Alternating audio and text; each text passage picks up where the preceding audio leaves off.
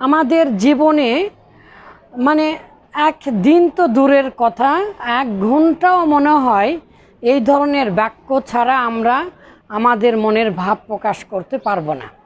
লিখিত এবং বলার ক্ষেত্রে সকল প্রকার এবং বিশেষ করে কথা বলার ক্ষেত্রে অবশ্যই এটা 100 ভাগ ব্যবহৃত বাক্য।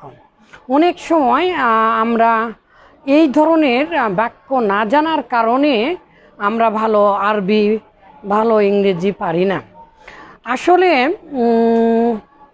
এটা শুধু যদি আপনি 12টি টেন্স পড়েন তাহলে পাবেন না। এমন কিছু বাক্য আছে যেগুলো কোটি বা টেন্স পড়লেও আপনি বুঝবেন না। এগুলো টেন্সের বাহিরে নয় ঠিকই, কিন্তু বাক্যের গঠনটাই ভিন্ন। এটাকে আরবিতে বলা হয় আসালিব, মানে এটা নিজস্ব ভঙ্গিমা। যেমন দেখেন, এটা তো খুব সুন্দর একটা কথা, সেটা কি যে এই যে কম্পিল সেন্টেন্স, বাধ্যকতামূলক বাক্য আমরা সর্বদাই ব্যবহার করি। যারা আমরা আরবি ইংরেজি জানি আমরা সর্বদাই ব্যবহার করি। এটা রাইট ফর্ম অফ ভার্ব, তারপরে আপনার সাবজেক্ট ভার্ব এগ্রিমেন্ট, তারপরে আপনার বিশেষ করে বলার সময় সর্বদাই আমাদের ব্যবহার করতে হয়। এই যে তাকান আমার দিকে, করতে হয়, তাহলে করতে হয়, তাহলে তে হয়, বাংলার চিহ্ন হচ্ছে তে হয়। আর আমাদের করতে হবে, তাহলে তে হবে। এখন আমি যেটা বোঝাতে চাচ্ছি সেটা হচ্ছে এই ধরনের বাক্য কম্পিল সেন্টেন্স, অব্লিগেটরি সেন্টেন্স বা ম্যান্ডেটরি, যেটা অব্লিগেশন, যেটা একেবারে কম্পালসারি। হ্যাঁ, এই কম্পালসারি সেন্টেন্সগুলো কেমন হবে আমরা খুব সহজে অল্প কথায় বুঝবো। সেটা হচ্ছে এই যে বাবা বি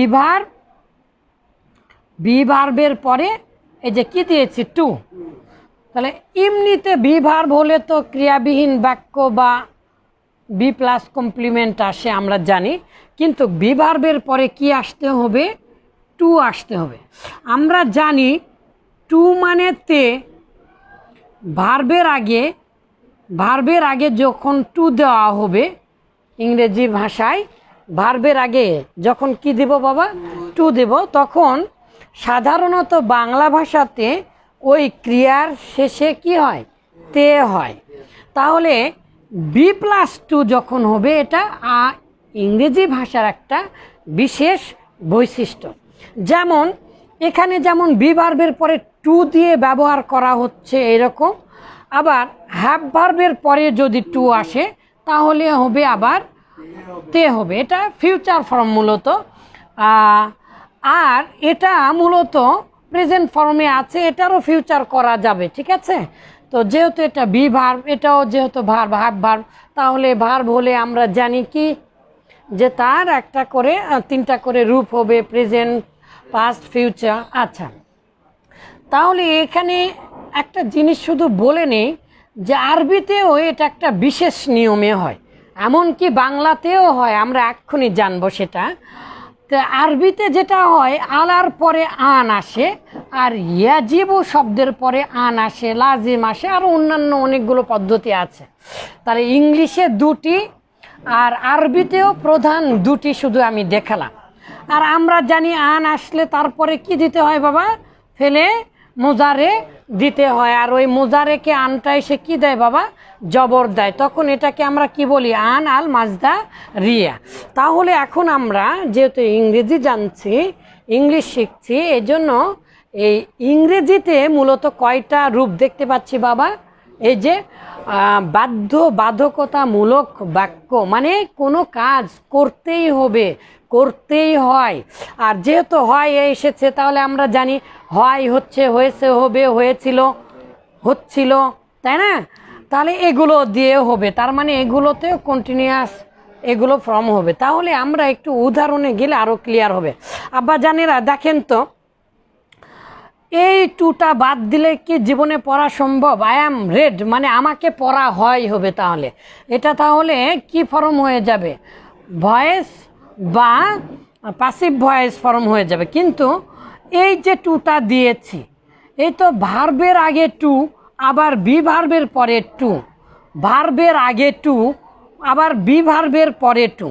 তো এইরকম তো কোনো নিয়ম নেই। হ্যাঁ, আজকে আমরা বিস্তারিত জানলাম। এরকম নিয়ম হচ্ছে কি, যদি বি ভার্বের পরে টু হয়, আবার ভার্বের আগে টু, মানে টুর পরে সাধারণত ভার্ব হয়, যদি এইরকম হয় তাহলে সেটা কি হবে বাবা?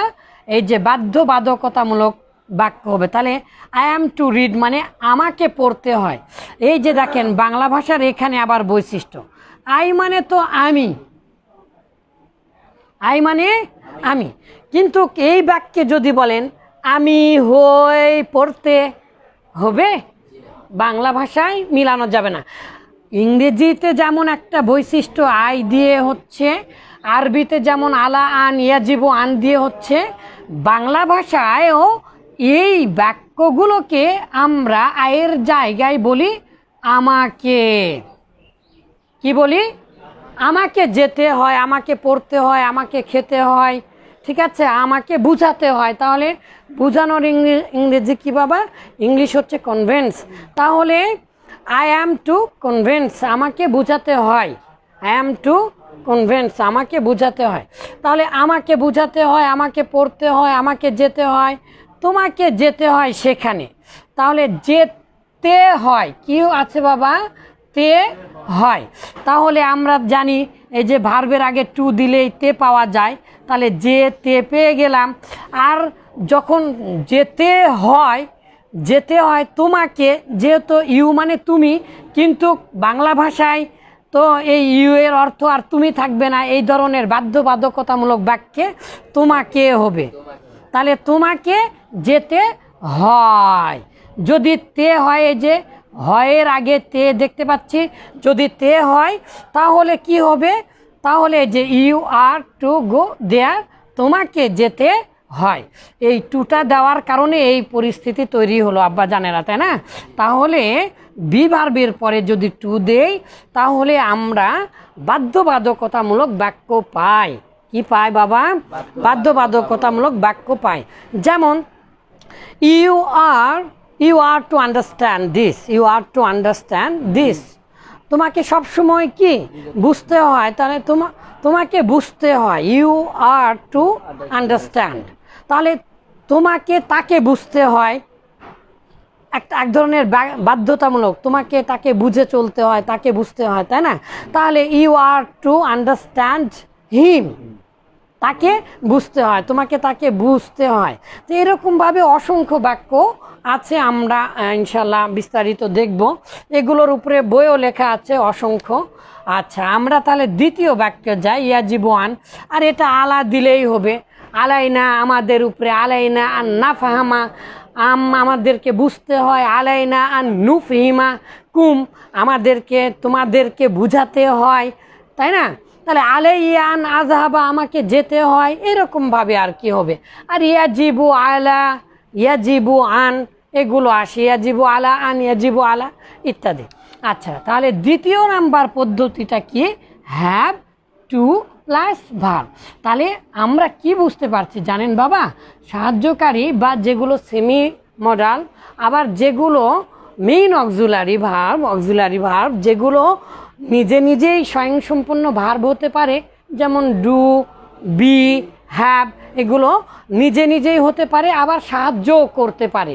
এগুলো ভার্বের সাথে যদি টু আসে, তার মানে বি ভার্ব প্লাস টু আর হ্যাভ ভার্ব প্লাস টু যদি হয়, তাহলে তখন এরকম বাক্যে অর্থ দিবে। যেমন আই হ্যাভ টু রিড, আমাকে পড়তে হবে, এটা এতটুকুন পার্থক্য একই।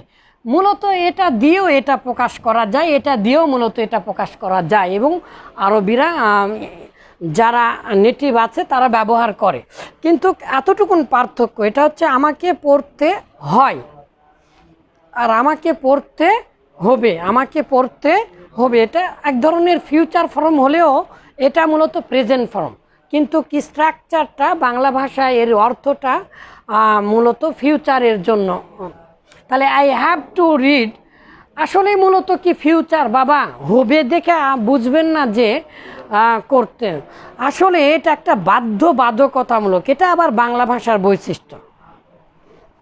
তোমাকে পড়তে হবে, এক ধরনের ফিউচারের গন্ধ আছে বটে, কারণ এখন থেকেই তোমাকে পড়তে হবে, তাই না? পড়তে হবে মানে কি তো আর আগে হয়েছিল না, অবশ্যই এটা ফিউচার। কিন্তু এই ফিউচার আর অন্য ফিউচারের মধ্যে পার্থক্য হচ্ছে যে এটাতে একটা বাধ্যবাধকতা বুঝাচ্ছে, এখানে একটা কম্পালসারি, একটা ম্যান্ডেটরি করে দিচ্ছে যে তোমাকে এই কাজটা করতেই হবে। তাহলে আই হ্যাভ টু রিড, আমাকে পড়তে হবে। We have to do it, আমাদেরকে এটা করতে হবে। ইউ হ্যাভ টু গো দেয়ার, তোমাকে সেখানে যেতে হবে। তাহলে it has to do that, এটাকে ওটা করতে হয়, তাই না? তাহলে আমাকে ভালো হতে হবে, তাহলে কি হবে বাবা? হওয়ার ইংরেজি কি বি, তাহলে বির আগে টু দেন, তার আগে আবার হ্যাভ দেন, তাহলে I have to be good, I have to be honest, মানে আই হ্যাভ টু এক্সামিনার, আমাকে পরীক্ষক হতে হবে ইত্যাদি হাজার হাজার। You have to be a first boy, you have to be a first boy of this class, in this class, যেভাবে আপনি বলবেন। You have to be a doctor, you have to be a conscious man about your future, তোমার ভবিষ্যৎ। You have two, তাহলে have যদি হয় তাহলে হ্যাভের পরে তো আবার নোটও আসতে পারে, তাহলে ইউ হ্যাভেন্ট টু, তোমাকে হওয়া যাবে না।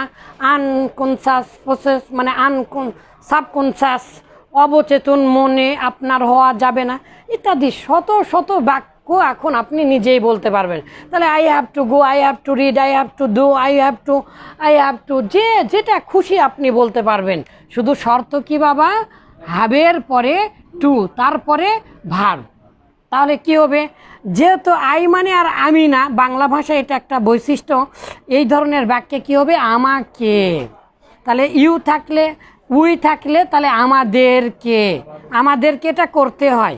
ইউ থাকলে তোমাকে, এই যে যেমন এই আমাকে তোমাকে, এটা যেমন একটা অবজেক্টমূলক বাক্য, মূলত অর্থ, কিন্তু এই বাক্যে এসে অবজেক্টের অর্থ প্রদান করছে।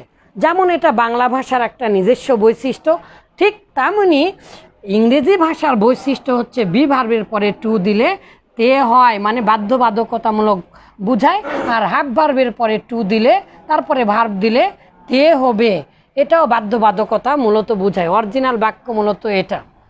এই দুটা, বিশেষ করে এটা সর্বদাই ব্যবহৃত হয়। কতবার? কতবার মানে কি, এই কতবার দিয়ে প্রশ্ন করাই ভুল হবে, কারণ সারা জীবনে কোটিবার না কতবার হবে আল্লাহ ভালো জানে। এক কথায় সর্বদাই ব্যবহার করতে হয়। এই যে দেখেন বাবা বাবা বাবা চিন্তা করেন, সর্বদাই আমাদেরকে ব্যবহার করতে হয়, তাহলে আমাদেরকে ব্যবহার করতে হয়, তাহলে we are to use this sentence, this kind of sentence, আমাদেরকে ব্যবহার করতে হয়। মাশাআল্লাহ মাশাআল্লাহ, আপনারা তাহলে বুঝেছেন।